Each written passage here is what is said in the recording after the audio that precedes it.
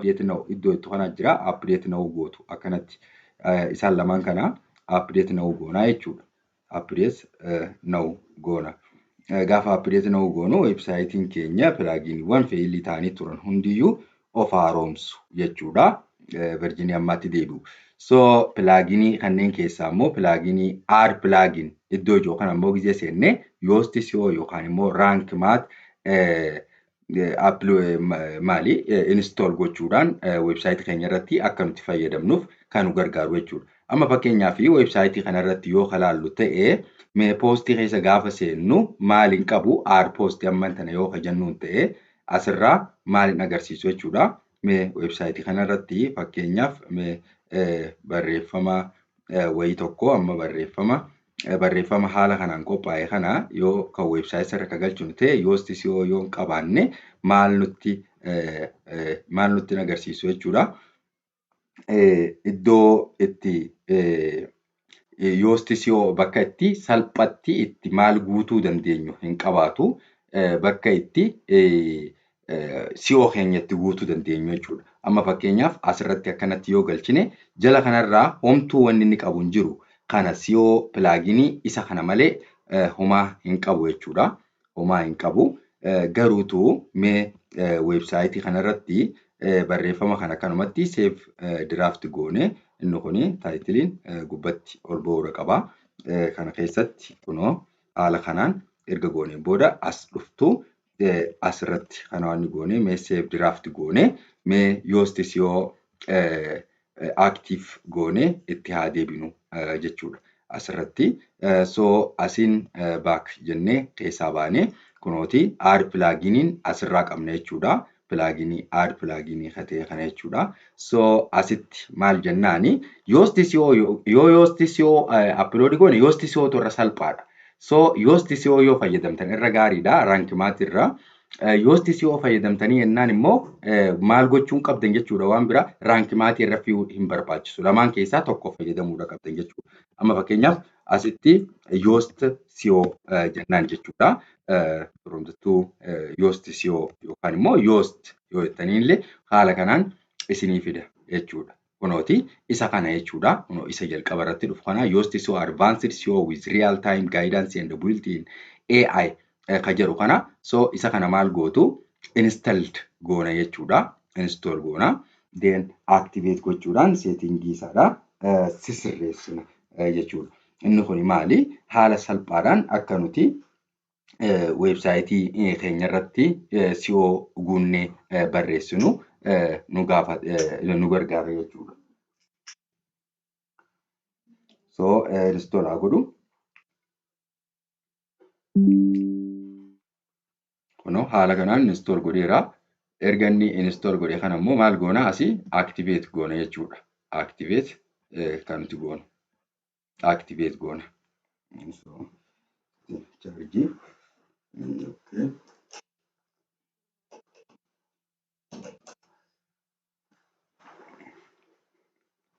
Okay.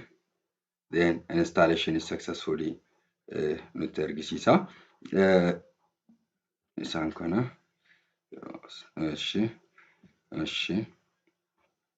so pilaginii keenya kunoo Yoast SEO kunoo amma asitti asirratti baasee jira jechuudha. Asirra baasee jira. Yoo barbaanne asirraa illee asii illee sirreessuu dandeenya. Settingii kana keessa seennee sirreessuu dandeenya jechuudha. Sirreessuu dandeenya general settingii keessa seenuudhaan jechuudha. Wayita kana inni kun maali? Bifa salphaadhaan SEO guunnee akka nuti barreessinuuf kan nu gargaara jechuudha. Rank math yookaan immoo SEO keessaa tokko fayyadamta. Yeroo hundayyuu wanni isin eeguu qabda websaayitii keessatti pilaginiiwwan feeyilii ta'an isaan sirriitti eeguu isin barbaachisa jechuudha. Pilaginii sirriitti eeguu isin barbaachisa. Plus immoo namoonni bitatan akkasumas websaayitiin keessan gaafa ol ka'ee deemutti waan inni godhu gaafa barbaadan amazon.com yookaan immoo Amazon Marketplace jechuudhaan waan inni keessan maal akkaawuntii keessan achirratti create gochuu qabdan jechuudha. Amazon affiliate irratti credit cardii kanneen kana immoo isin gaafachuu danda'a jechuudha. inni achirratti so kunooti haala kanaan kan inni fidu isaan kunniin kan pirimeemii yoo isaan ta'an daashboordii irratti as keessatti illee kunoo haala kanaan nu agarsiisa. Asiin connectituu saayitkit illee gochuu dandeenya jechuudha. Saayitkit waan hundayyuu info websaayitii keenya data analytics illee guutuu nu agarsiisa jechuudha. Ji'a waan nuti irratti hojjenne guutummaa isaatti kan nuti nu agarsiisu. So asii immoo maal gochuu dandeenya? Seetingii kana keessa seennellee waan barbaannu tuulsii isaallee hunda isaayyuu fix godhachuu ni dandeenya jechuudha. Install goonaan inni hojjeta inni nu jechuudha. So automaatikii ta'ee waan ta'eef waan hagas mara nama salphisuu miti. Plus mee weebsaayitii tokko immoo qabaachuun qofti gahaadha. Akkamitti immoo riisarchii goona. Riisarchii gochuu jechuudha. Kontentii weebsaayitiidhaatiif maaliin riisarchii gochuu dandeenya? ChatGPT bilbila keessan irraa illee fayyadamuu dandeessanii jidduudhaan wal cinatti oofna haala kanaani. ChatGPT irraan akkamitti riisarchii godhuu dandeenya waan joosanis ilaaluu dandeessu jechuudha. Ilaaluu dandeessan waliin ni ilaalla.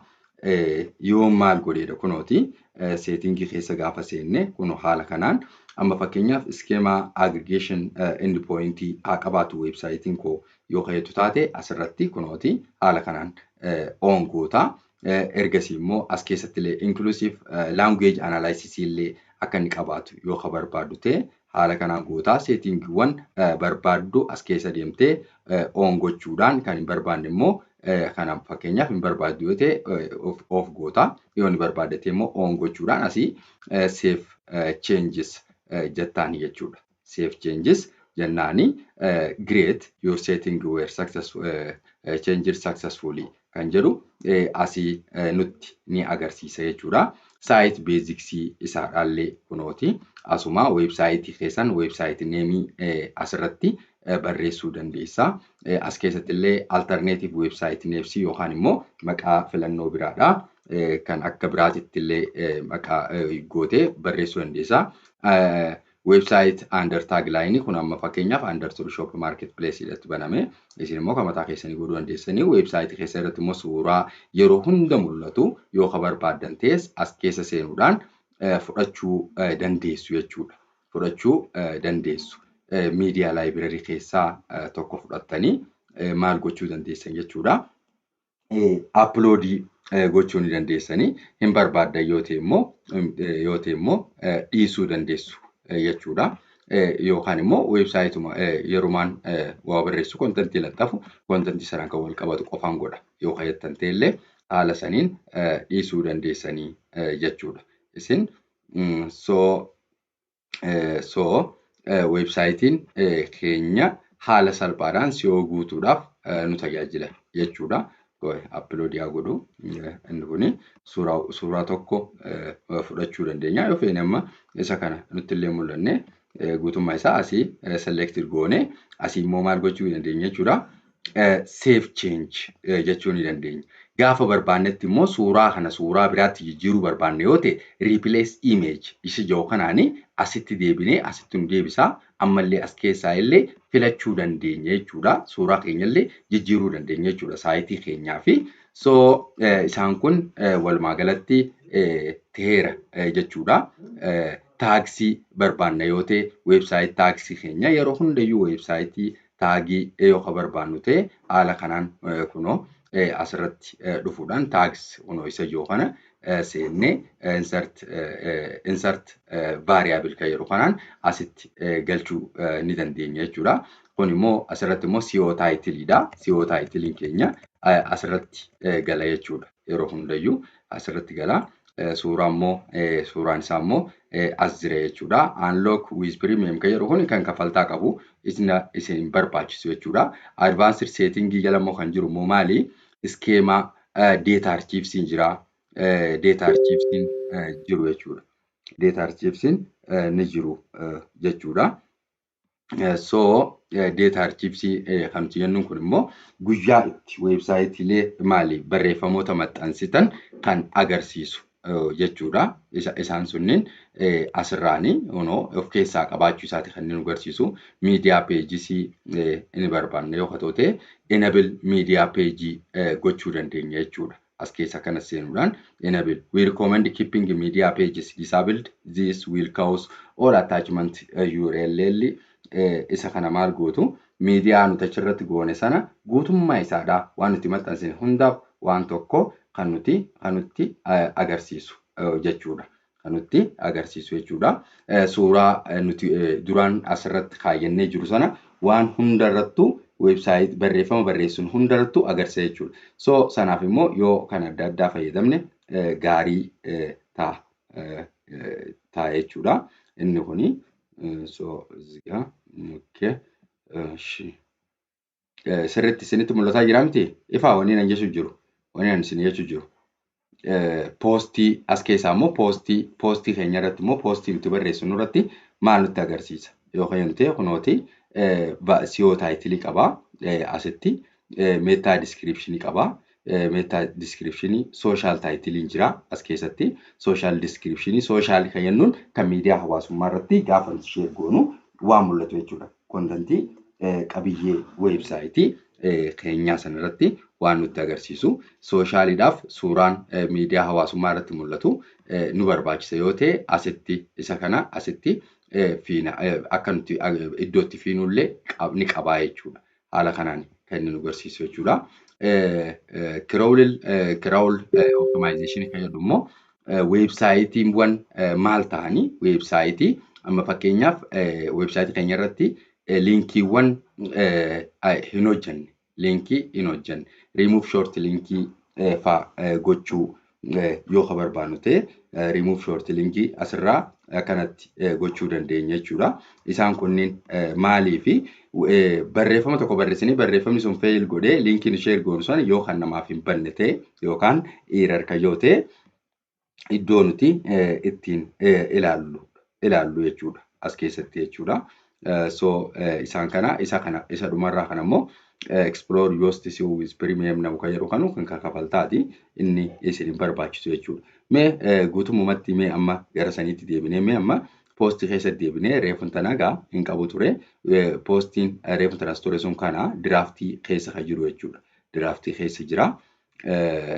Publish hin taane mee isa kana mee edit kan jedhu kana haa ilaallu.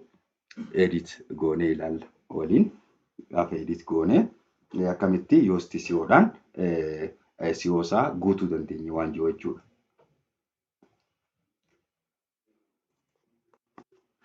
Barreeffama maxxansuun qoftiin immoo kan biraa barreeffama maxxansaa oltee qoftiin waan isin fidu maallaqan fidu barreeffama namni gabaan maal barbaaddi namni keenya maal dubbisa waan jiru sana isa sirrii ilaalu. Tiraafikii immoo maas immoo miidiyaa qabdaniin share gochuu qabdu jechuudha. Websaayitii keessan irraa jechuudha.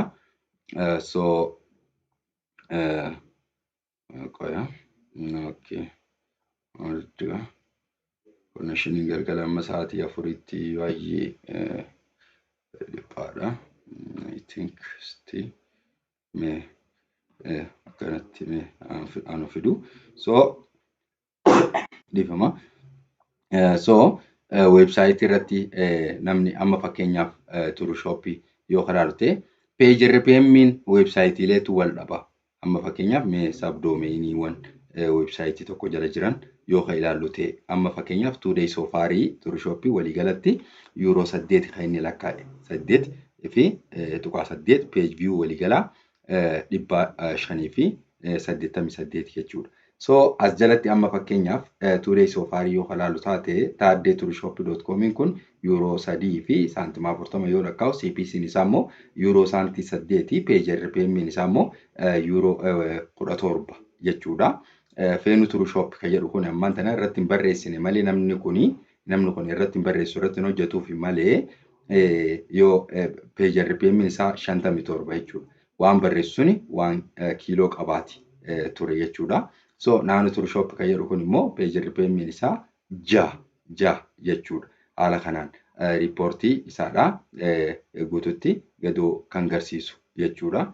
Riippoorti haala kanaan gadoo isaa ilaaluu dandeenya jechuudha. Mee fakkeenyaaf Tasfaayee Turshooppiin Tuudee Soofarii kan inni lakkaa isaantii 20 takka yoo ta'u peejii RPM isaa 17 garuu peej viyuu hin qabu. Peej viyuu hin qabu. Otoo peej viyuu qabaatee sirriitti hojjeta ture jechuudha. Mee peej viyuuwwan websaayitiiwwan akkanatti lakkaa'anii kana tokko tokkoon haa ilaallu. As keessaa akkanatti ilaaluu dandeessu. Taadee Turshooppiin kun nama 196 peej viyuun isaa kan ilaalame. Feenuun kun peej viyuun 17 qofaatu ilaalame garuu saantii 98 euro jechuun gara qarshii Itoophiyaatti 170 akkas 75 waan akkasii lakkaa jechuudha.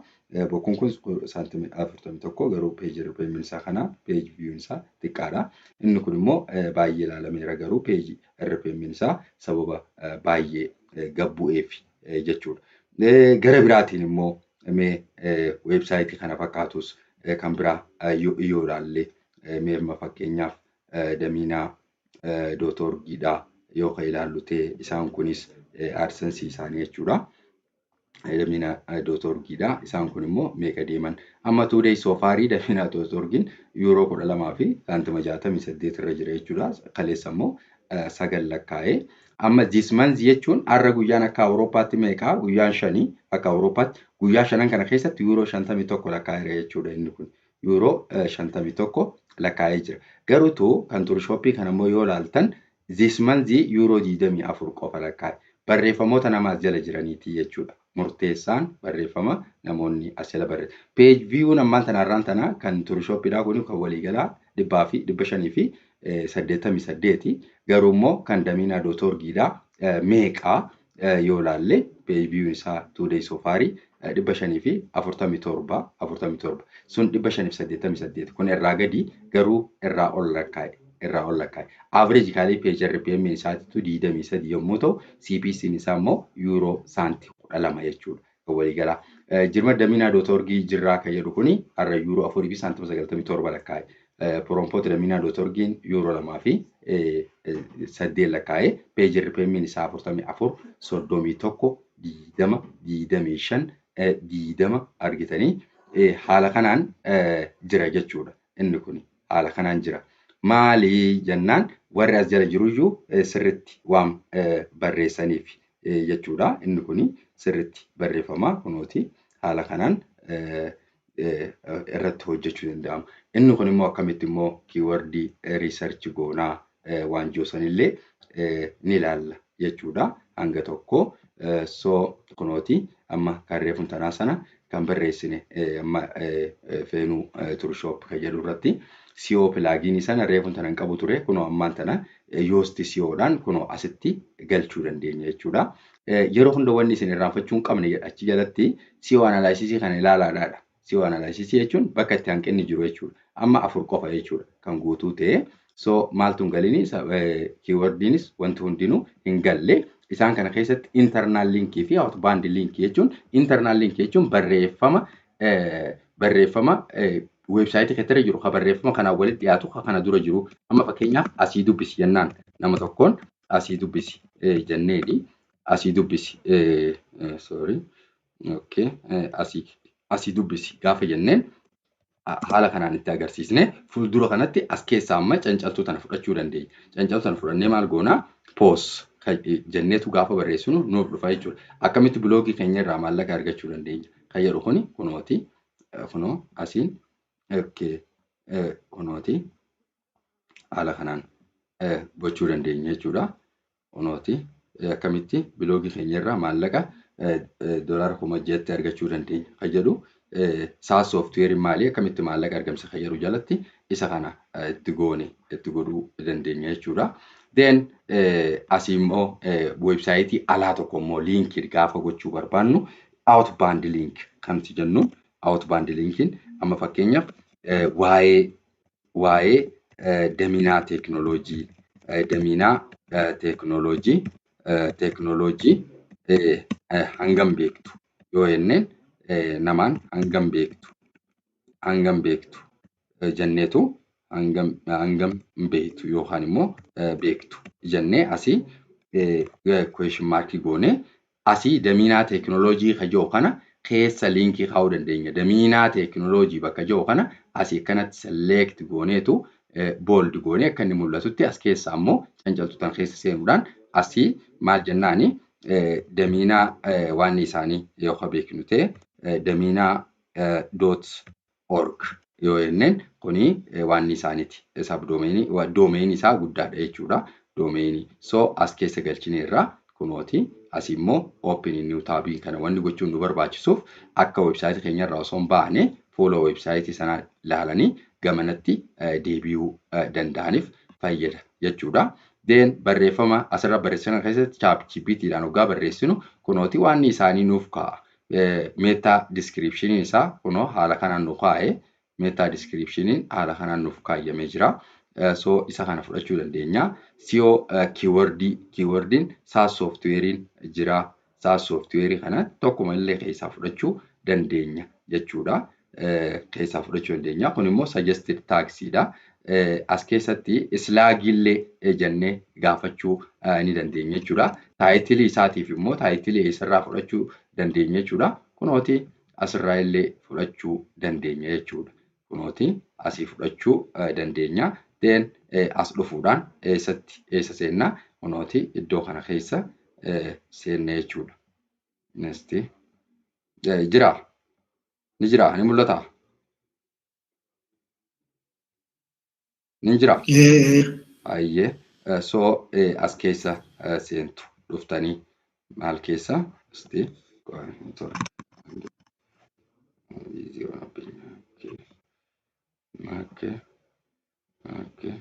eshi kunooti haala kanaan dura akkanatti ture kana asii kunooti qastii kanaan asiin seenuudhaan focus keyword jedhu keywordii nuti irratti xiyyeeffanne kunoo SaaS software jennee jirra jechuudha. Then SaaS software as keessatti immoo taayitilii kunoo isa kanatti keessaa balleessuudhaan maal gootu asitti taayitilii galchina jechuudha. Taayitilii maali? Barreeffama keenyaa sana kan nuti galchinu SaaS softwarein maali? Akkamitti maallaqa argamsiisa? Kajoo kana then as keessatti immoo seennee maal gochuu dandeenya jechuudha. Kunooti as immoo meta description kan jennuun. Meta descriptioniin kuni barreeffamni isaa waan 160 ta'uu hin qabu. 160 ol ta'uu hin qabu. Saniif maal goona as keessaa kunooti akkanatti jirame tire waa'ee kana amma fakkeenyaaf waa'ee kana barreeffama kana irraa salphatti baradhu yookaan immoo barreeffama kana irraa baradhu jechuu dandeenya jechuudha. Irraa baradhaa jennee kunooti haala kanaan. Then SEO analysis kunoo keessa gaafa seennu asitti key phrase introduction keessatti hin jiru jedhe. Kunooti asitti key phrase introduction keessatti key phrase hin jiru. So imagein tokko illee hin jiru. Image alt attribution hin jiru. Key phrase waan key phrase keenya malee immoo subheading faa keessatti hin jiru. Barreeffama subheading keessa galchiin hin jedhe. Amma fakkeenyaaf introduction keessatti kan jedhan keessatti teekinooloojii dijitaala saffisaan guddachaa jira. Kanaaf jennee asitti kanaaf erga jenneen booda maal gochuu dandeenya jechuudha. Barreeffama keenya kana keessatti SaaS software salphaa barachuun galii argadhu jennaanii nama kanaan jechuudha. SaaS software kan jedhu kun maali? Keywordiidha. Keywordii amma kan reefun tana introduction keessatti hin jiru nuun jeesuni introduction keessatti amma guutuu ta'uu isaadha nu agarsiisa jechuudha. Reefu introduction keessa hin jiru nuun jedhe introduction keessa jiraachuu isaa haala kanaan. Immoo suuraan hin jiru kan nuun jedhu kanaaf suuraa tokko asuma irratti ajajnee argachuu dandeenya jechuudha. Reefu ajajan ture. Think hanga inni nuuf waan godhutti. Kan biraa subheading keessa baay'inaan hin argamu nuun jedhe. Maaltu baay'inaan hin argame? SaaS software kan jedhu kuni akkamitti onooti asitti amma SaaSiin akkamitti hojjeta kan jedhu kana SaaS softwarein akkamitti hojjeta jechuu ni dandeenya jechuudha. Maaliif saasiin baay'ee beekamaa ta'e maaliif saas sooftiweeriin baay'ee beekamaa ta'e namaaf illee ni gala. Fakkeenyota saasii beekamoo kunooti asii illee akkanatti haala kanaan gochuu dandeenya. Kan biraa subscription monthly kunniin heading 3dha. Isaan kunniin heading 2 yommuu ta'an isaan kun heading 3dha. Amma saniif amma fakkeenyaaf asitti dabaluudhaan SaaS software annual subscription jechuu ni dandeenya.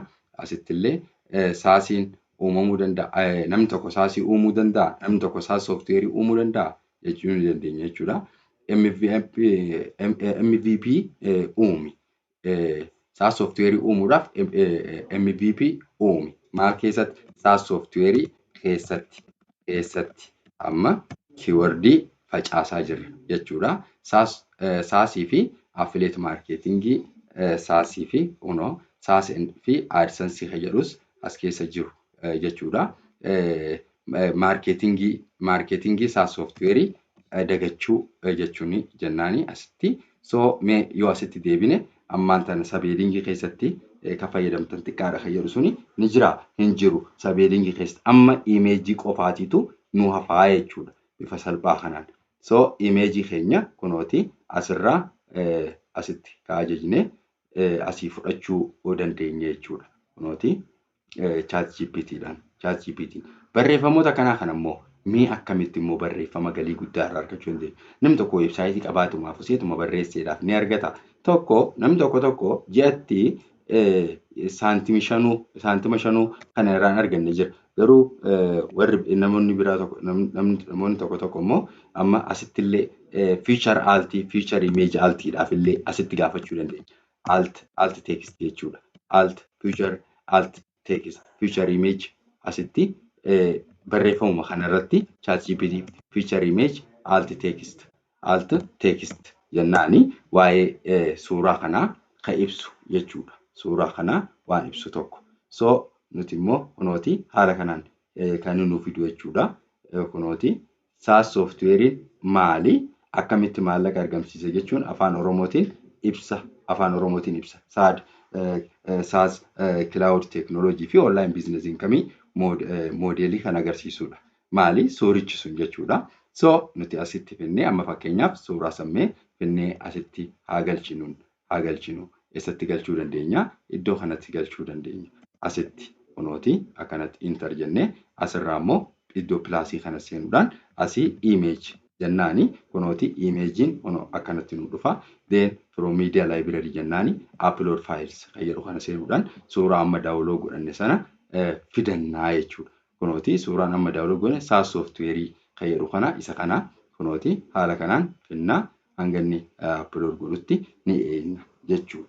So isaan kunniin hundinuu barreeffama barreessinu. Kun barreeffama akkatti barreessinu erga barreen booda maaltiitu itti aanaa? Nuti ChatGPT'dhaan immoo research gochuu baruudha. ChatGPT'dhaan amma fakkeenyaaf ChatGPT'dhaan websaayitii keenya irratti waa'ee mee recommend me jenneeni maal jennaani haayeshi top amma fakkeenyaaf top 20 jechuu dandeenya laa. Top 20 maal isaan top 20 top 20 highest top 20 highest CPC and maal jennaan page RPM titles amma fakkeenyaaf waa'ee digital marketing irratti which focus amma fakkeenyaaf which focus jenneeni which focus on what? On digital marketing ajennuuni digital marketing jechuu ni dandeenya jechuudha. Digital marketing jechuu ni dandeenya jechuudha. Digital marketing in 2026 jechuu ni dandeessu asitti jechuudha. Then asii seendi goona amma fakkeenyaaf jechuudha.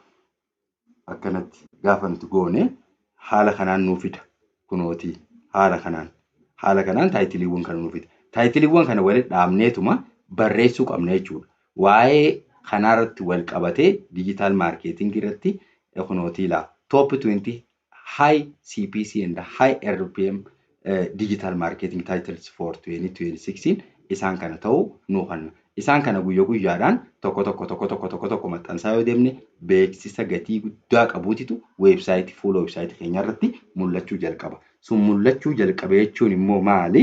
Namni tokkoyyuu yoo ilaale gatii guddaa qabaa jechuudha. Gatii guddaa qaba. Akkuma biyyaa biyyaatti illee garaagarummaa haa qabaatu malee. Meemma fakkeenyaaf biyyaa biyyatti garaagarummaa yoo qabaate har'a United Kingdom keessaa nama tokkootiitu weebsaayitii kana ilaale. Nama tokkootiitu ilaale. Amma fakkeenyaaf kunooti asitti yoo deebisnu ta'e haala kanaan United Kingdom keessaa peejii haala kanaan kunooti peejii RPM isaa meeqa? 321 United Kingdom irratti yuuroon 321 garuu nama Itoophiyaadha yuuroo 6 fi saantima 10 yuuroo 40 fi saantima Saudi Arabiyaan yuuroo 40 yoo ta'u Kuwait immoo yuuroo meeqa 38 United Arab Emirates immoo yuuroo 30 jechuudha. Yuuroo 30 isaan kunniin maalirraa ta'an fayyadu biyyaa biyyatti hawalaa caalu malee. So asitti illee amma mee maal gochuu dandeenya? Asitti titles erga jenneen as keessatti immoo hammattuu goone with their with their CPC value jechuu dandeenya. Value jenneeni hammattuutti goone yoo mee gatiin isaanii meeqa akka ta'e wajjin naa barreessii jenneen. Gatiin isaa meeqa akka ta'e wajjin kunooti. LinkedIn advertising strategy for B2B companies in 2026 ka jedhu sadarkaa tokkoffaarra jira. Estimated CPC isaadhaa USD dhaan yookaan immoo doolaaraan doolaara 652 olii jedhe. How to use TikTok advertisers to generate high value leads ka jedhu immoo doolaara 600 olitti CPC. Amma CPC jechuun kilikii takkichaan jechuudha. Namni tokkofti ilaalee keessa ture ilaalee yoo siif kilika godhu ta'eyyuu kana argattee jechuudha. Namni tokkichaan kun yoo si ilaale ati waan ji'atti mindaa biyya kanatti namni argachuu hin dandeenye argachuu dandeessa. So haala kanaanii waan inni godhuu dandeenya jechuudha. Mee asitti immoo mee isa kana mee asuma koppii goone akkas goone namni nu ilaalu immoo weebsaayitii keenya baay'inaan Itoophiyaadha yoo ta'eef for Ethiopian traffic haa jennuun hime asitti for Ethiopian traffic kuni maali research akkaataa itti gootan jechuudha. For Ethiopian traffic jettuun asirratti jechuudha. For Ethiopian traffic jennaan for Ethiopian traffic jennee mee hagasitti isa kana immoo isti failii godhe I think ni jira isin bira ni mul'ata. Mul'ata.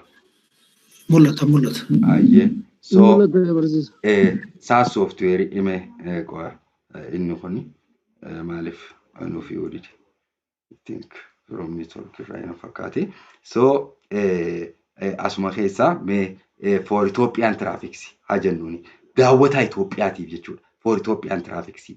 Amma top 20 high CPC digital marketing titles for Ethiopian publishers jedhala. Warra maxxansuuf best CRM software for small businesses in 2026 ka jedhu doolaara 50 hanga doolaara 150tti kanuma Itoophiyaa keessa ilaalamu nu argachuu dandeessaa. Garuu waan kanaan wal fakkaatu amma taayitiloota 20 gaafanne kana 20 kana at least 10 ol barreessuu qabna jechuudha. Isaan kana walitti dhaabne 10 guyyaa 10 barreessuu qabna. Maal ta'uudhaaf jechuudha. 20 ol barreessuu 10 ol barreessuudha qabna. Maaliif waan beeksisni gatii olaanaa qabu kuni akka weebsaayitii keenya irra dhufu yoo barbaanne 10 hanga 45 ka qabu digital marketing trends every business should know ka jedhu kana jechuudha. Amma isuma kanallee immoo afaan Oromootiin namni daawwataan keenya hedduu nu dubbisu yoo kan jennu taate asumatti goonee mee isuma kana asitti kooppii gochuudhaan in afaan Oromoo haa jennuuni. In afaan Oromoo jechuu ni dandeessu jechuudha. Akka barbaadanitti.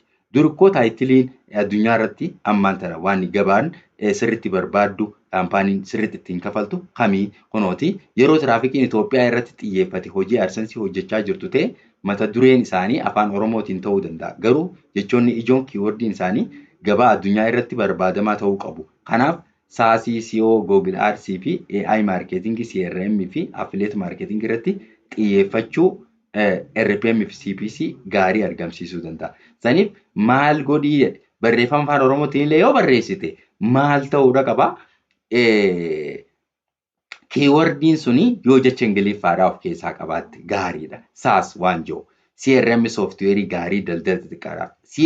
CRM sooftiweer kan jedhu kun afaan Ingiliffaati jechuudha ammas keessatti. Argitanii isii tana kiiloo kaaftu. Kanaanuu $50 haga $150 argachuu dandeessu jedhe. Argitanii argachuu dandeessan. Haala kanaan riisarchi gochuu qabdan jechuudha. Saniif RPM tilmaama Itoophiyaadha.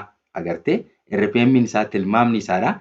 CRM sooftiweerii kan jedhu kana kan hin gubbatti CRM isii tana kiiloo kaaftu kan inni isin jedhe ammaan tana achitti maal jechuudha. Asitti CRM sooftiweer kan jedhu kuni kunooti kunolaal tilmaama Itoophiyaa kiiwordiiwwan as keessa baasee kaa'e.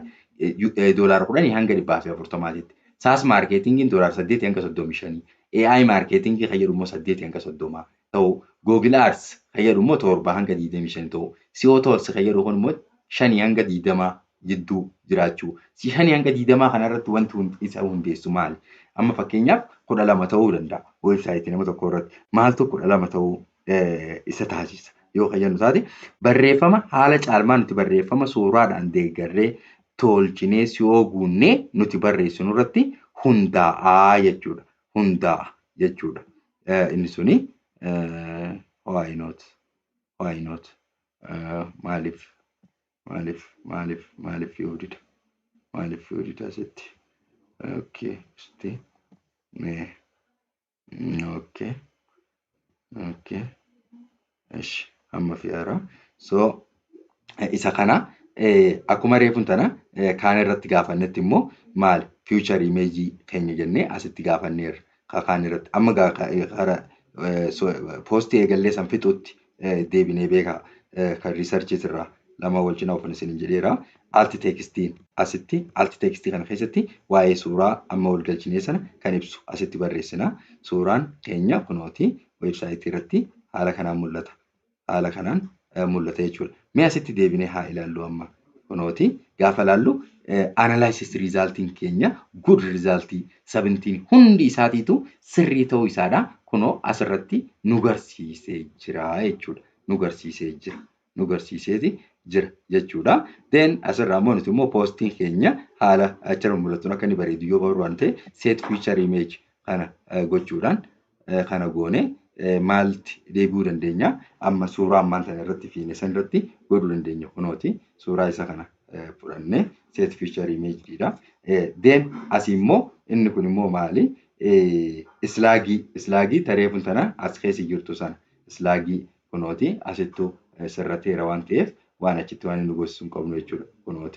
Kunooti SaaS sooftiweeriin maali akkamitti maallaqa argamsiisa kan jedhu kana jechuudha. Yoo kana ta'u so as keessaa immoo kunooti iddoo kanatti immoo kaataagoriidha. Kaataagorii websaayitii keenyaa kan barreeffama nuti barreessinu kana jechuudha. Kaataagorii yoo baay'isuu baattanii kaataagoruma 3 jalatti waa'ee SaaS irratti yoo ta'e SaaS irratti itti fufuu qabda jechuudha. Asitti maal gochuu dandeenya jechuudha. SaaS software jechuu ni dandeenya. SaaS okay. SaaS okay. Software SaaS software jechuu ni dandeenya. Then waan keenyarra enter jennaan jechuudha. Enter gochuu dandeenya. Enter goona. I think from okay. Then taagsiin immoo isa as gajjiru kana isa kana jechuudha. So saniif isin amma jidduudhaan kanatti yoo deebinu so kanaaf isin maal gochuu qabdanii research gochuu qabdan jechuudha. Amma digital fakkeenyaaf Abdunaasir jira as keessa. Abdunaasir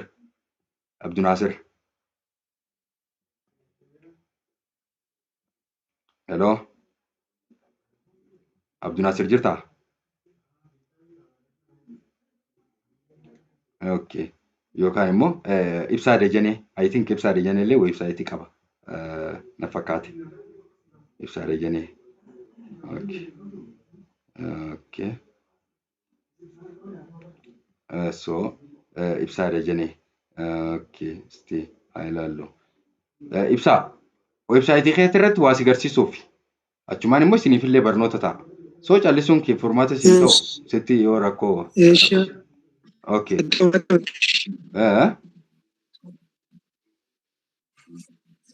Okay. Tole. Okay. Websaayitiin kee maal jedha maqaan? Dajanee. Amma fakkeenyaaf Dajaneedha miti? Waa Dajanee. Websaayitiin isaa kun kaataagoriin amma fakkeenyaaf kun amma digital marketingidha. Digital marketingidha kan isaa jechuudha. Digital marketingidha. So amma asitti immoo asumarratti muut godha. Asitti immoo suggest taaksiin kan yoo kuni barreeffama tokko irratti taaksii argamu jechuudha kun taaksiidha.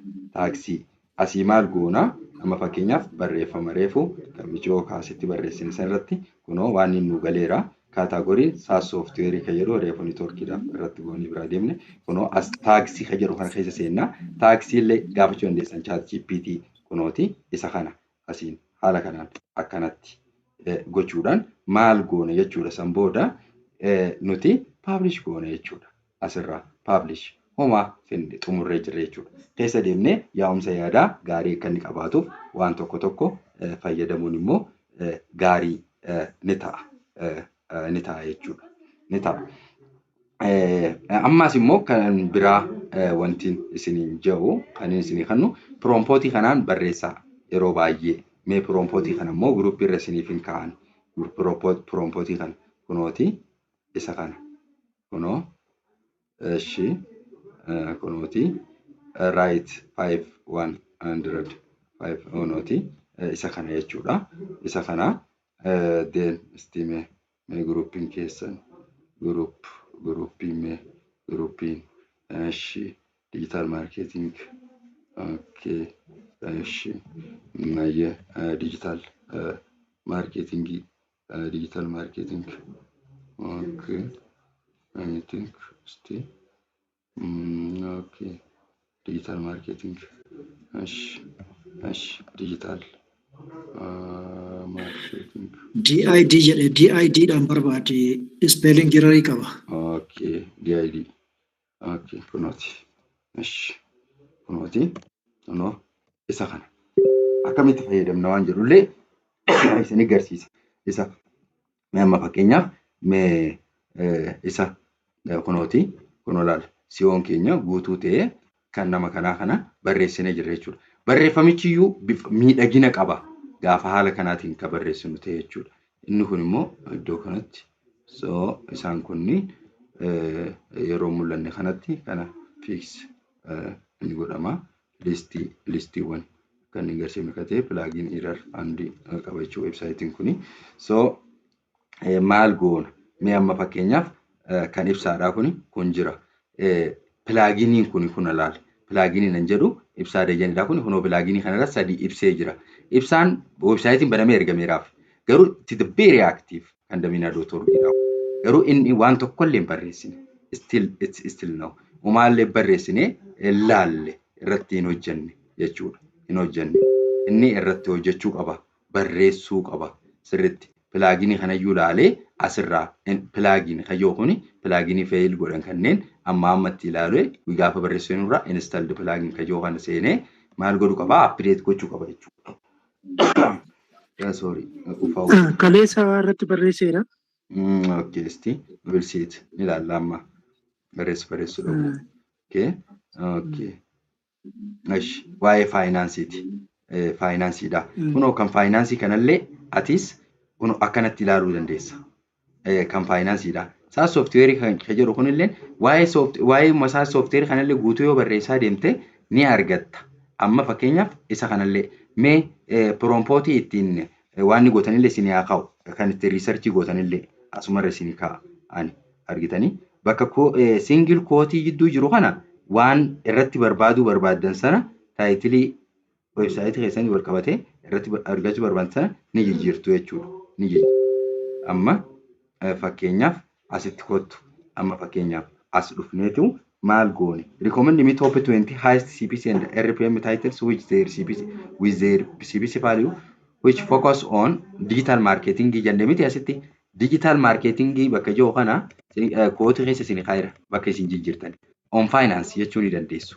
Finance ta'e yoo katoo ta'e on finance jettanii kunooti asii sarchii goone. On finance gaafa jenneen kunooti afaan Oromootiin kan nuuf fiduu laal. Agarte kaardii liqii daldalaa argachuu akkamitti dandeenya? Inshuraansii jireenyaa filachuu, saaquu qabeenyaa afaan Oromoo xiqqoo wal keessa dhahee yoo kan fiduu haa ta'e paasiif inkamii uumuun akkamitti? Isa kana amma ati laa jijjiiruu qabda laa paasiif inkamii uumuun akkamitti kayyoo akkamitti paasiif inkamii uummachuu dandeenya jettee barreessuu dandeessa jechuudhaati. Amma inni kun akkamitti paasiif inni kuni CPC isaa tokkichaan waan doolaara 15 haga 70titti. For what? For isaan kunneen asittis kana maal gochuu dandeenya jechuudha. Asiillee for Ethiopian traffics jechuu ni dandeessa. For Ethiopian traffic. Isa kana barraan research gootanii hojjechuu barraan akka ajaa'ibaatitti for Ethiopian traffic. Balarraa baaftu.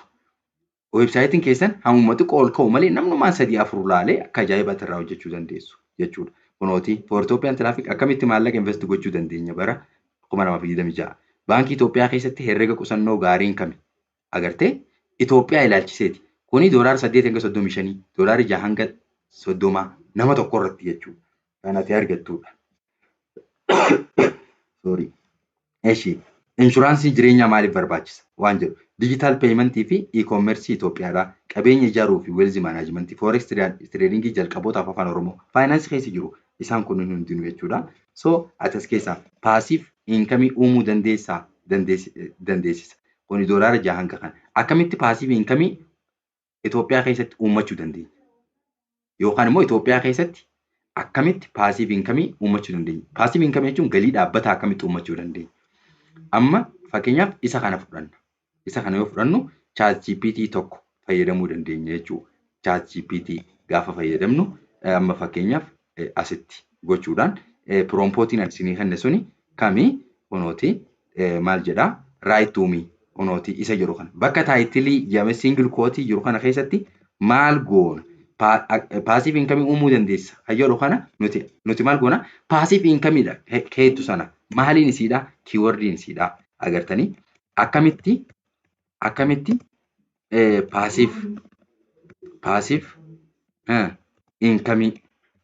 passive income jechuun galii dhaabbata. Passive income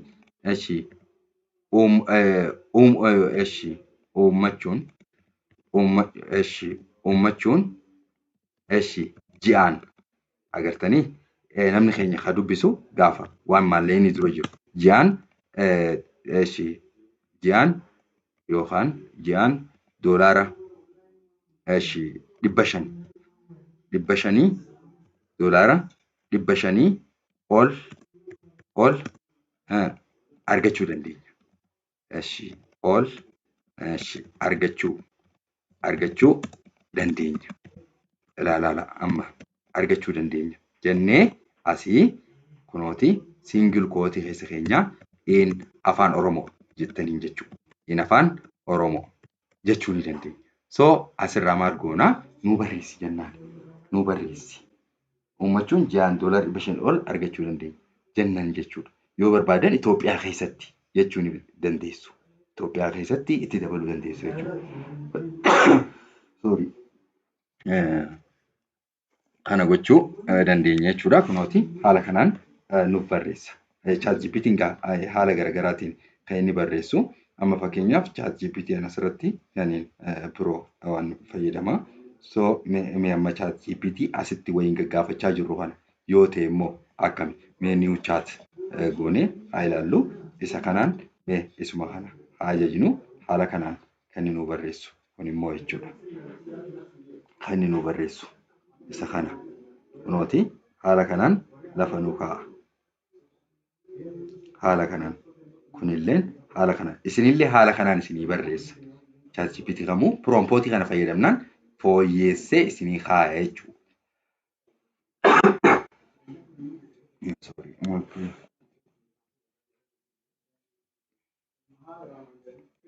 Kunooti haala kanaan nu barreessa.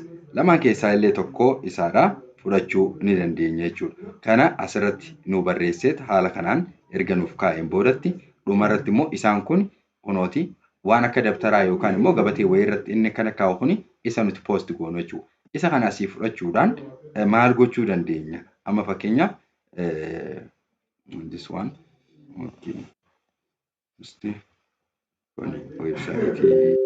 Website ibsaati. Eesh. Ilaallu. Okay. Okay. Okay.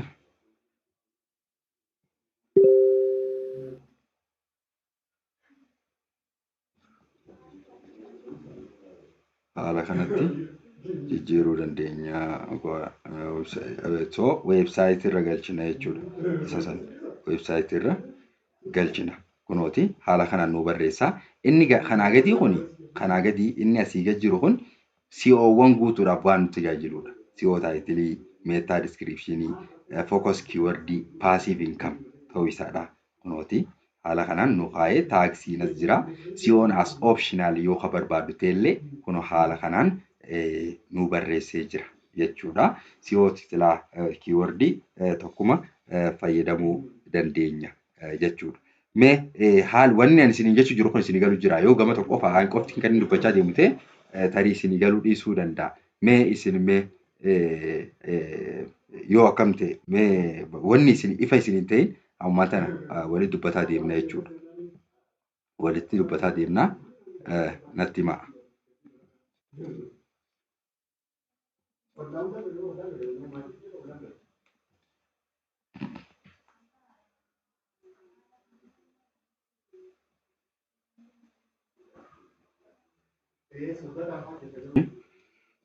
Okay. Okay. Then.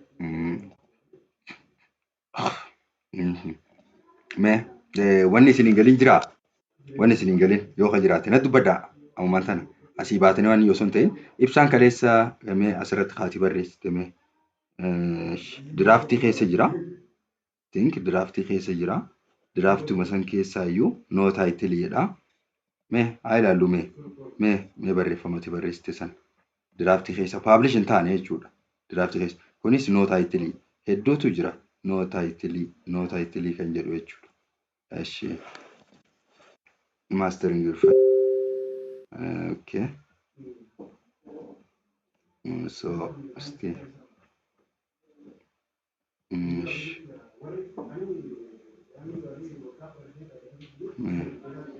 haa ilaallu. Eshi review isa kana.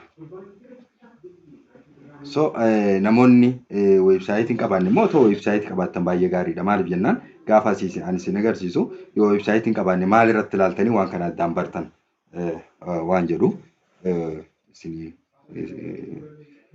isinin jaani maaliif hedduu isinillee dhibuu danda'a waan ta'eef jechuudha.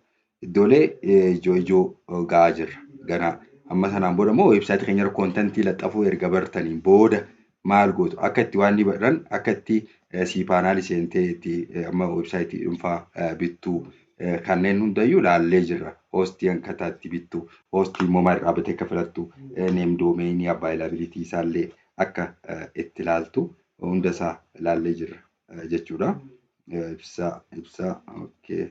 Kunooti barreeffamni ati barreessite kunoo top commercial loan providers for Ethiopian business in 2026 kan jedhu kana kunoo homtu hin jiru asanii achi kana barreeffamni jiru kunooti kunoo ishee tana qofaan immoo gaa maal lakkaa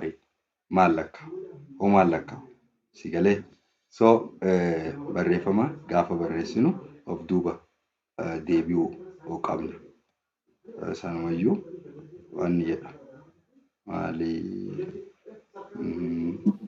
Diraaftii kan jedhu sana eessaa hin argadda? Diraaftii kan jedhu kun bara achuma keessa jira. Achuma keessa jira. Diraaftii keessa jira. Diraaftii keessa jechuun poost hin taane jechuudha barreeffamni keessuun. Poost hin taane waan jiru agarsiisa. Okay. Soommoo Idiitii yeroo saniin alammas saayitii keessa maaliif waan inni nutti agarsiise? Looginii goonee kan seenne maaliif aarsii nu agarsiise? Aarsii agarsiisuun qabu. Aarsii weebsaayitii keessan irratti yookaan beeksisa weebsaayitii keessan irra mul'atu irratti gonkumaa dogoggoraan illee cuqaasuu hin qabdan. Amma aarsii natti fide otumaan amma akka ibsaa kan ilaalaa jirudha jennee yoo kalaaltanii argaa jiraattan ta'e jechuudha. So inni suni aarsiin sun yoo gaafa inni mul'atu eessarraa sirraa akka aarsiin loogiin goonee gise seenne nutti mul'anne nuti godhuu kan dandeenyu saayitii keessaa daashboordii jalaa seetingii keessa seenna. Okay. Amma ilaalla. Mesh. Isa kana. Ko aarsiin waan inni asirra jira. Okay. Damina.org reefuu yuuroo 12 turte sun yuuroo 13 fi saantima wayii seentee jirti. Amma jiru jechuudha. Argitanii garaagarummaa isii haala isiin itti deemtu baay'ee deemti. Baay'ee deemti. Kan biraa yoo laallee mee fakkeenyaaf isiin tun immoo turuu shoop. Yoo barreeffamni gaggaarii yoo tana galgala ani waaniin irratti barreessuuf. As a sample leengeedda waanidhaaf amma reefuu yuuroo 7 fi meeqa turte 8 geesse turte turshooppii kunoo 8 fi waa geessee jirti amma isiinis jechuudha. Page view isii 640tti yeroo guddate reefuu 588 ka ture jechuudha. Ka ture haala sanitti oloo deemee naannoo kan jedhu suni reefuu gadoo ka ture amma saantima 90 akkatti oloo dhufan. Maali? Even research gochuu waan godhuu irratti waan hundaa'uuf research godhuu wallaaluu barreeffama maxxansuu amma kan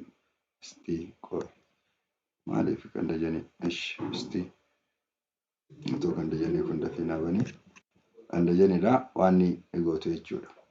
As keessaa seetingii aarsansii jala seennee akkaataa itti sirreessinu waliin ilaalla jechuudha. Okay. Mesh. Okay. Kan plugin sanas asumaan. Mesh. This one is damina.org. Yoo damina.org irratti ana kan barreessu. Haala kanaan hin barreessa laalani. Barreeffama peejii 8 guutuutti torra jira. Argitanii tarsiimoo email marketing fi affiliate sales tarsiimoo galii guddaa bara 2026 cloud accounting software irraa maallaqa akkaataa itti argatan. Isaan kanaaf kan sirriitti inni ol ka'u. Amaariffaan illee gochuu barbaadda yoo ta'e amaariffaadhaan illee ni jira jechuudha. Amaariffaan illee ilaaluu barreessisuu dandeessan. Amaariffaadhaan mee akkamitti barreessisuu dandeenya yoo fayyaddan ka ta'u ta'e amaariffaadhaan namni amaariffaadhaan illee barreessuudhaaf namni ilaalu amma fakkeenyaaf highest CPC digital marketing kan jedhu as jalatti inni kun kan jiru amma keywordii kana kunooti recommend me top 20 kana asitti fidnee asii maal gochuu dandeenya in amaarik even afaan arabaallee beektan afaan arabaatiin illee gochuu jechuudha waan namni naa dubbise jechuun amaarik amaariffaan kun akkamitti barreeffama isaan ingiliffaan amaarik in amaarik gochuu dandeessu kunooti haala kunooti ilaa የ2026 ከፍተኛ CPC እና ፔጅ RPM ያለው ሶሪ ሮቶ ይፋዳን ነሞ በሬሱ ያለቱፍሌ ማል ሁኖቲ ሀላ ከናን ጋፈተኒ ሪሰርች ጎዳ ጀልቀበ ሪሰርች ጊዜ ጎተ ማሊ መት ዱሬ ተኮረቲ ዋን ተኮረቲ በሬፈማ ወለቲ ሂዳታ ቀቡ ሲኒ ፊደ ዋን ቴፍ ታይትሊ ሸንተመሌ ጋፈዳ amma kun amma 50 gaafachuu dandeenya isa kanaan afaan amaaraa kan top 50 yookaan 100 jechuu dandeenya mee dhibba yoo yenneen nuun barreessu dhibba kana nu barreessa kanuma irratti waan dhaabbata walitti fufinsa guyyaadhaan tokko qofa barreessaa deema bakka agee kunooti haga dhibbaatti nuuf tarreessa ChatGPT yeroon toleera Isa kanaan immoo qixa sirriitti waa argattu jechuudha. Qixa sirriitti argattu. Kunooti as keessatti maal jedhe laa? መቶ ከፍተኛ ሲፒሲ እና ኤርፒኤም ያላቸው የፋይናንስ ብሎግ ርዕሶች በአማርኛ በ2026 የብድር፣ የኢንሹራንስ፣ የኢንቨስትመንት፣ የክሬዲት ካርድ፣ የሞርጌጅ እና የሀብት አስተዳደር ርዕሶች በ2026 በጣም ከፍተኛ ሲፒሲ ከሚያመጡ የፋይናንስ ክፍሎች መካከል ይገኛሉ ይላል። ኩኖቲ ኢሳን ኩኒስ አፋን አማራቲ ኢባ አፋን ኦሮሞቲን ኢባ jechuun illee afaan oromootiin illee akkasii kaayyatanii akkasii barreessu waan namni immoo keessaa argatu keessa deemaatii dubbisaa erga biloogii ittiin barreessitan booda jechuudha. Keessa deebitanii gaafa dubbistan waan namni irraa baratu wayii gootu. Amma aarsii reefum tanaa immoo asitti immoo gisee deebinu aarsii websaayitii aarsii keessatti nu mul'ate sana sirreessuudhaaf bakka fuulduraa aarsansi bakka jiru kana fuulduratti kunooti akkanatti jedhamiti ishii gad deebituu kanaa siin tuquudhaan aarsii kunooti. Okay, isitti gaa. Isti okay. Sirrii jira kuni. Maaliif akka aarsiin itti mul'iseedha malee. So kunooti isiin tun cufaa ta'uudha qabdi. Silaa akkanatti ta'uun qabdu kunoo akkana ta'uudha qabdi jechuudha. Akkana ta'uudha qabdi. Kunooti asii save jennaan. Save jennaani isii akkasitti sirreessina. Then mee airpost gaafa goonu immoo.